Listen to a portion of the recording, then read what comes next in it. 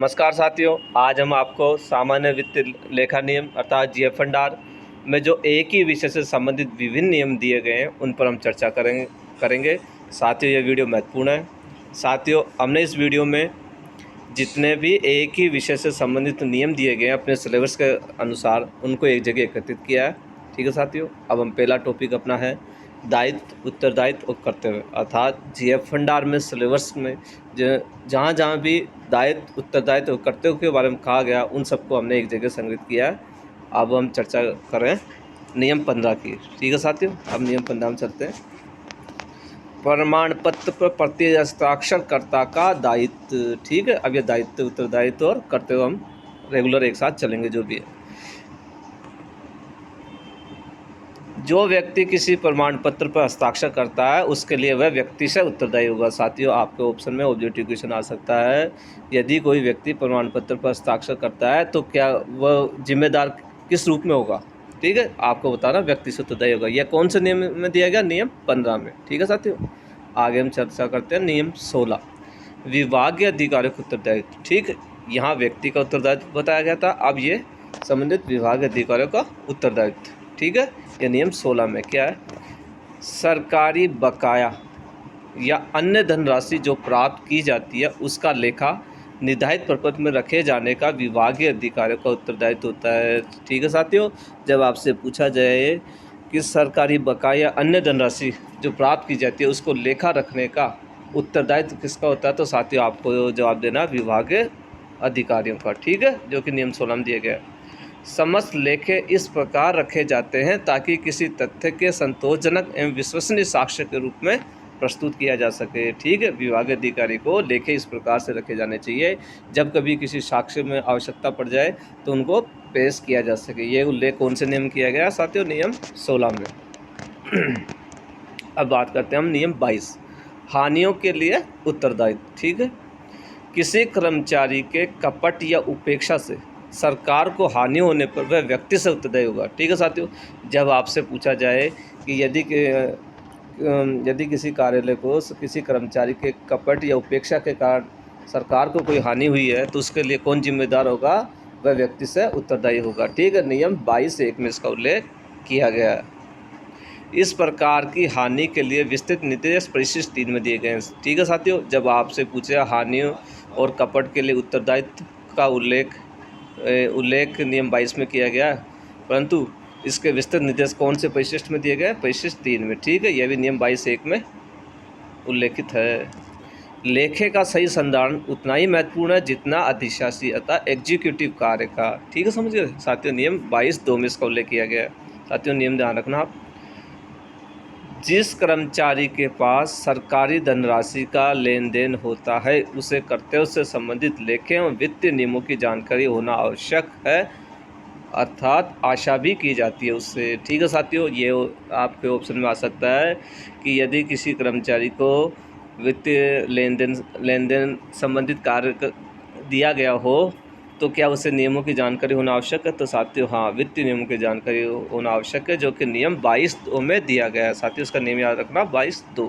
ठीक है, अब साथियों हम चर्चा करते हैं नियम 25, लेखा अधिकारियों के कर्तव्य उत्तरदायित्व। साथियों, ये बहुत महत्वपूर्ण है। ठीक है, जब आपसे पूछे लेखा अधिकारियों के कर्तव्य उत्तरदायित्व की बात करें तो आप नियम 25 करना। ठीक है, और अभी देखना इसमें लेखाधिकारी, सहायक लेखाधिकारी, लेखाकार, कनिष्ठ लेखाकार के कर्तव्य उत्तरदायित्व परिशिष्ट 4 और 5 में दिए गए। साथ ही इसमें 2 क्वेश्चन बनते हैं। सबसे पहले तो ये बनेगा कि लेखा अधिकारी, एक ही क्वेश्चन में आपका हो सकता है एक ही क्वेश्चन में दोनों आए कि लेखा अधिकारी कर्तव्य उत्तरदायित्व कौन से परिशिष्ट एवं नियम में दिए गए, तो आप खुद बताना परिशिष्ट 4 और 5 में, नियम 25 में इसका उल्लेख किया गया। ठीक है साथियों, अब हम चर्चा करते हैं नियम 27 की, प्राप्तियों एवं लेखों के संबंध में कर्तव्य। ठीक है, जो भी राशि प्राप्त की जाती है उसको लेखों के संबंध में किसका कर्तव्य है? नियम 27 में उल्लेख है। नियंत्रण अधिकारी का। ठीक है साथियों, किसका कर्तव्य है? ये नियंत्रण अधिकारी का। ठीक है, ऑप्शन आएगा अलग अलग तो आपको बताना नियंत्रण अधिकारी। ठीक है, नियंत्रण अधिकारी का कर्तव्य है कि सरकार को देय समस्त राशियां नियमित एवं तुरंत निर्धारित वसूल तथा लेखांकित की जाकर राज्य की संचित निधि या लोक लेखा में जमा करा दी जाए। ठीक है, जो भी वसूल की जाती है वो राशि तुरंत या राज्य की संचित नीति या लोक लेखा नीति में जमा कराई जाए, और ये किसका कर्तव्य होता है? नियंत्रण अधिकारी का। ठीक है, जो कि उल्लेख नियम 27 में किया गया है। अब हम बात करेंगे नियम 288, स्वीकृत प्राधिकारियों के कर्तव्य एवं दायित्व। ठीक है, अब बताते हैं। ये 288 आपको पता है साथियों, अनुदान से संबंधित है। विशेष उद्देश्य ऑब्लिक समय सीमा या अनुदान के उपयोग की शर्त इत्यादि का उल्लेख होने पर विभागीय अधिकारी पूरा करने के लिए उत्तरदायी होगा। अगर कोई किसी व्यक्ति को कोई अनुदान दिया गया, कोई ग्रांट राशि दी गई है, तो उसका अगर उसमें कोई विशेष उद्देश्य लिखा हुआ हो, उसमें कोई समय सीमा दी गई हो, उसको उपयोग करने की कुछ शर्तें दी गई हो, उन सबको पूरा करने का उत्तरदायित्व किसका होगा? विभागीय अधिकारी का। ठीक है साथियों, जो कि कौन से नियम है? नियम 288 में। अब हम बात करते हैं नियम 12(4) में। निदेशक निरीक्षण विभाग को लेखों की जांच के समय युक्तिक सुविधा एवं लेखा रिपोर्ट उपलब्ध कराए जाने का विभागाध्यक्ष नियंत्रण अधिकारी का कर्तव्य होता है। जब आपसे ये पूछा जाए कि जब निदेशक निरीक्षण विभाग कहीं पे भी जब आंतरिक ऑडिट, इंटरनल ऑडिट करता है, ठीक है, तो उनको जो युक्तिक सुविधा और लेखे उपलब्ध कराने का दायित्व किसका होता है? तो आपको बताना विभागाध्यक्ष एवं नियंत्रण अधिकारी का कर्तव्य होगा। ठीक है, जो कि नियम 12(4) में दिया गया है। अब नियम 12(1) में लिखा हुआ है कि नियंत्रक अधिकारी का उत्तरदायित्व होता है कि अपने अधीनस्थ कार्यालयों में, ठीक है, किसका? नियंत्रण अधिकारी का। ठीक, क्या होगा कि अपने अधीनस्थ कार्यालयों में सार्वजनिक धनराशि एवं सामान की छीजत एवं हानि को रोकने के लिए आंतरिक जांच की व्यवस्था करे, इंटरनल ऑडिट की व्यवस्था का उल्लेख करे। किसका? नियंत्रण अधिकारी का उत्तरदायित्व होता है। नियम 12(1) में उल्लेख किया गया है इसके अधीनस्थ कार्यालयों के लिए। ठीक है, अब साथियों, अब हम चर्चा करेंगे। हमने दायित्व उत्तरदायित्व करते पूरा कर लिए, जो कि अपने सिलेबस के अकॉर्डिंग जितने भी देते हैं सब करा दिए। अब हम आपको बताएंगे सिद्धांत और शर्तें। ठीक है, क्या क्या सिद्धांत दिए गए हैं, क्या क्या शर्तें दी गई हैं सिलेबस के अकॉर्डिंग। ठीक है, नियम 8 पे हम चर्चा करते हैं साथियों। कोषागार से धनराशि निकालने के सामान्य सिद्धांत। ठीक है, जब तक अन्यथा उपबंधित न हो, वित्त विभाग की सहमति के बिना, किसकी सहमति के बिना साथियों ध्यान रखना, कोषागार से धनराशि की बात करें, वित्त विभाग की सहमति के बिना धनराशियों को अन्यत्र निवेश या जमा कराने के लिए सरकारी खाते में नहीं निकाला जाएगा। यह नियम 8(1) में दिया गया है। तो आपको साथियों क्वेश्चन आ सकता है, यदि कोई कर्मचारी किसी धनराशि को सरकारी खाते से निकालना चाहता है तो किसकी अनुमति चाहिए? निकाल कर अन्य जगह जमा कराना चाहता है तो वित्त विभाग की सहमति से चाहिए। ठीक है, के बिना नहीं कर सकता। नियम 8(1) में इसका उल्लेख किया गया है। अगला देखो, निधियाँ, फंड, राशि तभी निकाली या आहरित की जाएगी जब भुगतान तुरंत करना आवश्यक हो तथा ऐसा करना किसी नियम के तहत किया गया हो। ठीक है साथियों, ऐसा आपको कोई पेमेंट आपको निकालना जरूरी है, आप निकाल सकते हो। कब? जब ऐसा करना बहुत आवश्यक हो, तुरंत आवश्यक हो, और ऐसा नियमों में उल्लेख हो। नियम 8(2) के तहत ऐसे किया जा सकता है। बजट अनुदान को लैप्स ऑब्लिक समाप्त ऑब्लिक व्यपगत होने से बचाने के लिए निधियों, फंड और राशियों को लोक लेखा या बैंक में जमा रखने की परिपाटी का निषेध किया गया है। साथियों, ये आ सकता है नियम 8(3) में उसको उल्लेख किया गया है कि बजट को लैप्स होने से बचाने का निषेध कौन से उसमें किया गया है? नियम 8(3) में। ठीक है, अब नियम 9 में बात करते हैं अपन, लोक निधियों में से व्यय करने को शासित करने वाली अनिवार्य शर्तें। जब तक किसी अधिकारी को लोक निधियों को व्यय ऑब्लिक खर्च करने की शक्ति ऑब्लिक स्वीकृति ना दी गई हो, वह ऐसा नहीं कर सकता। ठीक है साथियों, जब तक उसको शक्ति नहीं दी गई हो तब तक ऐसा नहीं करेगा। अब साथियों हम चर्चा करते हैं नियम 19 पे, संविदा के सामान्य सिद्धांत। साथियों, ये एक महत्वपूर्ण नियम है, इसमें से आपका एक ऑब्जेक्टिव क्वेश्चन आएगा, आप इसको ध्यान से देखना साथियों। अब क्या क्या शर्तें हैं? शर्तें स्पष्ट एवं निश्चित होनी चाहिए। क्या है? स्पष्ट और निश्चित हो शर्तें। मानक प्रारूप में काम लिए जाने चाहिए। जहां मानक प्रारूप काम में नहीं लिए जा रहे हो वहां एक विधिक एवं वित्तीय परामर्श लेना चाहिए। ठीक है साथियों, जब आपसे पूछा जाए कि कोई संविदा के संबंध में मानक प्रारूप यदि काम में नहीं लिया जा रहा है तो किससे राय लेनी चाहिए, परामर्श लेना चाहिए? तो आपको होना चाहिए विधिक एवं वित्तीय परामर्श लेना चाहिए। ठीक है, जो कि नियम 19(3) में दिया गया है। साथियों नियम याद रखना, इसमें से नियम जरूर आएगा। संविदा की शर्तों पर सारभूत परिवर्तन, संविदा की शर्तों पर सारभूत परिवर्तन सक्षम प्राधिकारी के अनुमोदन के पश्चात ही किया जाएगा। नियम 19(4) में इसका उल्लेख किया गया है। ठीक है। संविदा की शर्तों के बाहर मुआवजे के रूप में या अन्य प्रकार से या संविदा की दर से अधिक ठेकेदार को भुगतान वित्त विभाग की अनुमति के बिना नहीं किया जा सकता। साथियों महत्वपूर्ण है, यह है नियम 19(4) में किया गया। अब इसमें साथियों क्वेश्चन क्या बनेगा, यदि कोई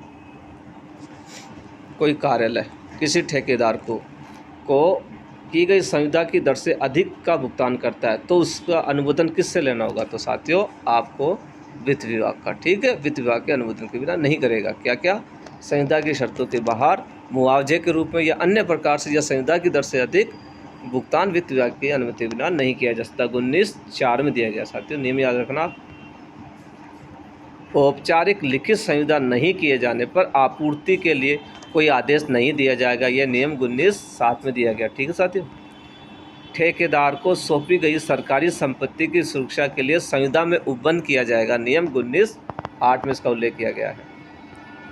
निविदा का चयन करने हेतु निविदादाता की वित्तीय स्थिति भी देखी जानी चाहिए। ये 19(9) में, जहाँ पर कोई निविदा 3 वर्ष से अधिक अवधि के लिए चालू होने की संभावना हो, वहाँ पर निविदा में ये उपबंध करना चाहिए कि 3 माह के नोटिस की अवधि समाप्त होने पर संविदा को वापस लेने या रद्द करने की शक्ति बिना किसी शर्त तहत प्राप्त होगी। नियम 19(10) में उल्लेख किया गया। अर्थात जब कोई ऐसी निविदा की जा रही हो जो 3 वर्ष से अधिक अवधि के लिए चालू होने की संभावना है, तो उसमें एक शर्त देना चाहिए कि 3 माह के नोटिस की अवधि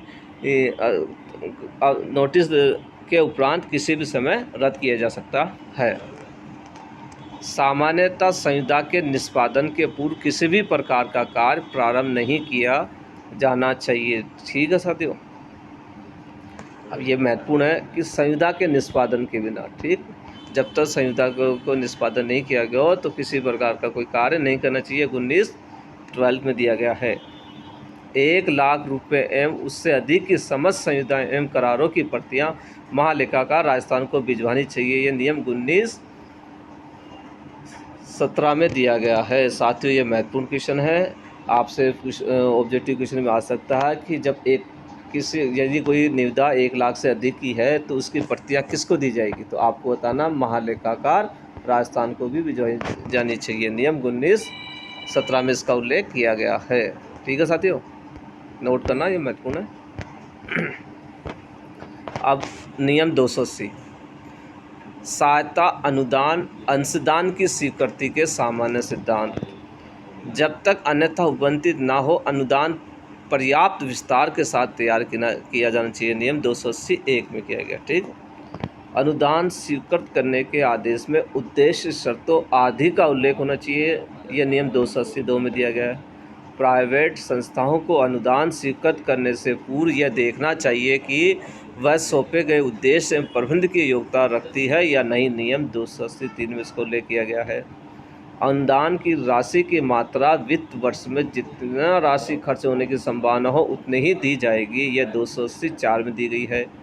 अनुदान की राशि निर्मुक्त अर्थात रिलीज करने से पूर्व बंद पत्र अर्थात बॉन्ड निष्पादित करना होगा। ये नियम 285 में दिया गया। साथियों महत्वपूर्ण है, कोई अनुदान की राशि को रिलीज करना चाहता है, निर्मुक्त करना चाहता है, तो बॉन्ड निष्पादित करना होगा। नियम 285 में किया गया। ठीक है साथियों। अब इसमें से ऑप्शन आपसे क्वेश्चन क्या आएगा कि अगर किसी व्यक्ति को कोई अनुदान की राशि को रिलीज करना चाहता है तो उसको समझ बॉन्ड किसके समक्ष निष्पादित करना होगा, राज्यपाल के पक्ष में। ठीक है, राज्यपाल के समक्ष। ठीक है, परिशिष्ट 9 में इसका में 2 प्रतिभूति के साथ करना होगा। ठीक है, ये बॉन्ड देगा, राज्यपाल के पक्ष में निष्पादित करेगा। परिशिष्ट 9 के तहत 2 प्रतिभूति के साथ बॉन्ड देगा। राजस्थान सोसाइटी रजिस्ट्री अधिनियम 1958 है। ये भी क्वेश्चन आ सकता है objective. Rajasthan society registry act कौन सा नियम है, कौन सा एक्ट है, 1958। ठीक है, लेखा परीक्षा कराने के लिए प्राधिकार और अधिकार नियम 286 में दिए गए। ठीक है, 286 में यह आवश्यक नहीं है कि प्रत्येक मामलों में लेखों की लेखा परीक्षा भारतीय अंकेक्षण एवं लेखा विभाग द्वारा ही की जाए। Institute of chartered accountant of India में रजिस्टर्ड किसी भी चार्टेड अकाउंट से कराई जा सकती है लेखा परीक्षा। ठीक है, 5 लाख रुपए तक के वार्ष, साथियों इसमें से एक क्वेश्चन आएगा जो कि ये कौन से नियम की बात कर रहे हैं हम, 286 में। ठीक है, 5 लाख रुपए तक के वार्षिक अनुदान के मामलों में वित्त विभाग के अनुमोदित पैनल से राजस्थान लेखा सेवा के सेवानिवृत्त सदस्य द्वारा लेखा परीक्षा की जा सकती है। यदि कोई मामला केवल 5 लाख तक का है, ठीक है, तो उसके अंदर वित्त विभाग के अनुमोदित पैनल में से, जो कि कौन होगा, राजस्थान लेखा सेवा सेवानिवृत्त सदस्य होगा, उससे लेखा परीक्षा की जा सकती है। ठीक है, अब क्वेश्चन ये आएगा, इस पैनल की अवधि कितनी होगी, आपको बताना। पैनल की सामान्य रूप से 3 वर्ष होती है और 2 वर्ष और अभिवृद्धि की जा सकती है। ठीक है, और पैनल में सदस्य की आयु कितनी होगी, आपको बताना। अधिकतम आयु कितनी होगी, 65 वर्ष। ठीक है साथियों, इसमें से एक क्वेश्चन आएगा साथियों, ध्यान रखना। सहायता अनुदान स्वीकृति के आदेश की प्रति महालेखाकार के साथ एक प्रति निदेशक स्थानीय निधि लेखा परीक्षा विभाग राजस्थान को भी भिजवाई जाएगी। साथियों ये क्वेश्चन भी आ सकता है कि सहायता अनुदान जब स्वीकृत किया जाता है उसके आदेश की प्रति कहाँ भिजवाई जाएगी, उसके आदेश की प्रति महालेखाकार के साथ साथ निदेशक स्थानीय निधि लेखा परीक्षक को भी दी जाएगी। 287 में इसका उल्लेख किया गया है। नियम 283 कहता है, भवन निर्माण हेतु अनुदान स्वीकृत करने के सिद्धांत। न्यूनतम क्षेत्र के लिए स्वीकृत किया जा सकता है। अनुदान स्वीकृति के आदेश में ऐसी अन्य शर्त स्वीकृत की जाएगी जो सरकार को किराए के हिस्से के दावा करने के लिए अधिकृत आवश्यक समझी जाएगी। जब भवन का उपयोग स्वीकृत अनुदान से अन्य प्रयोजन के लिए किया जा रहा हो, जहाँ भूमि निःशुल्क दी जाए तथा उसका किराया वसूला जा रहा हो। ठीक है साथियों,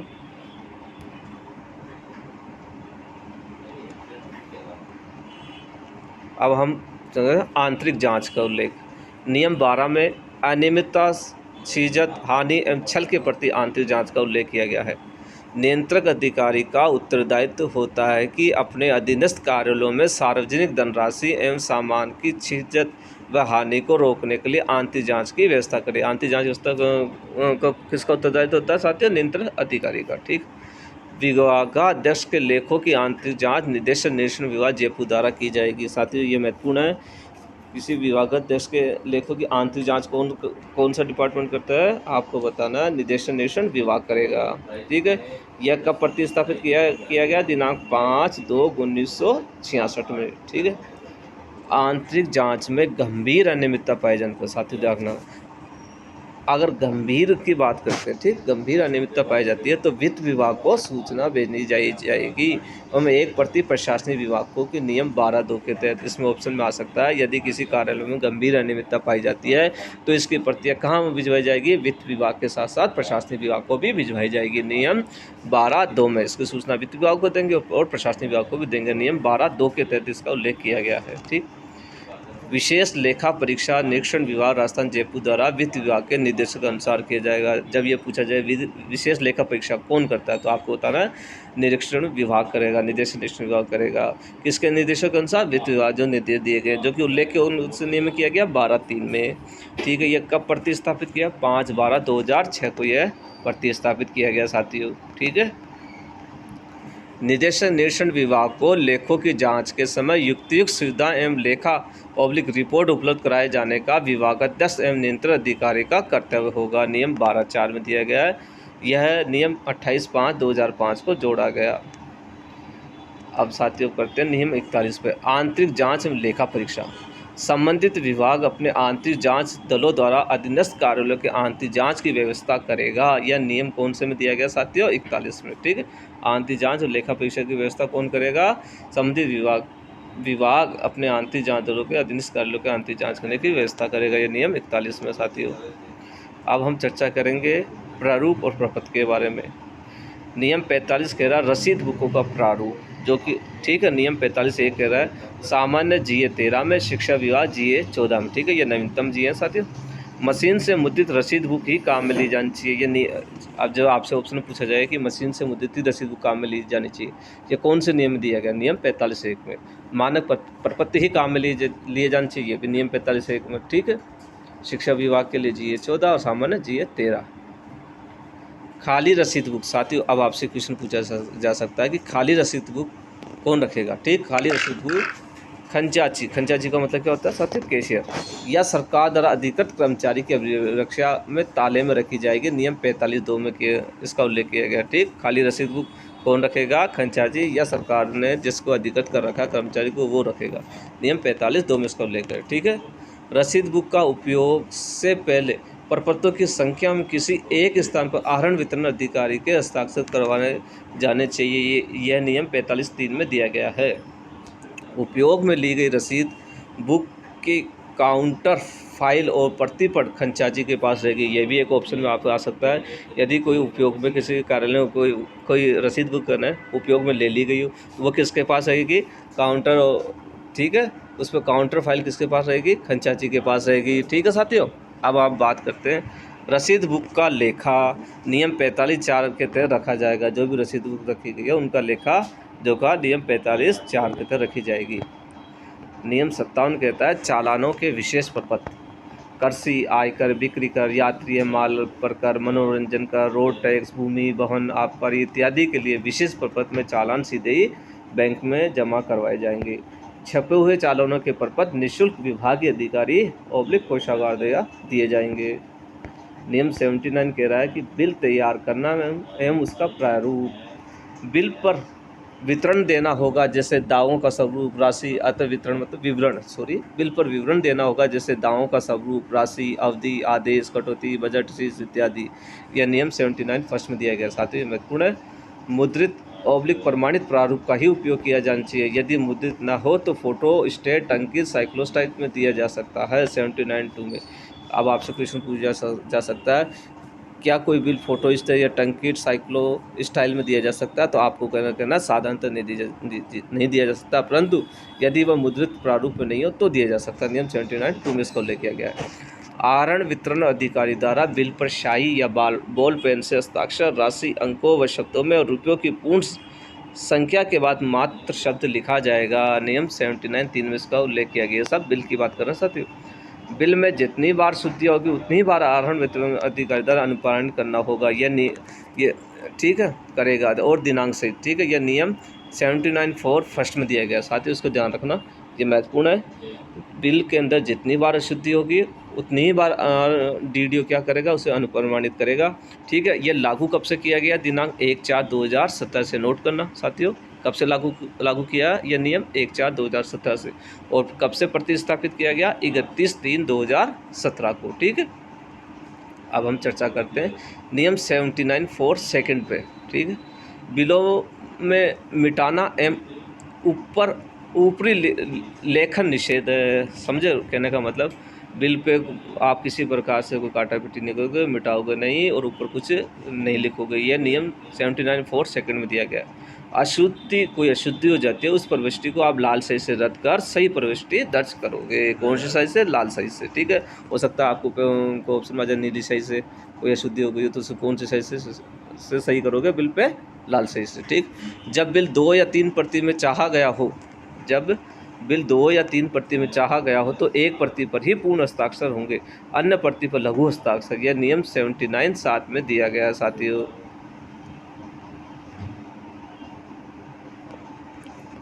अब हम करते हैं विनियम।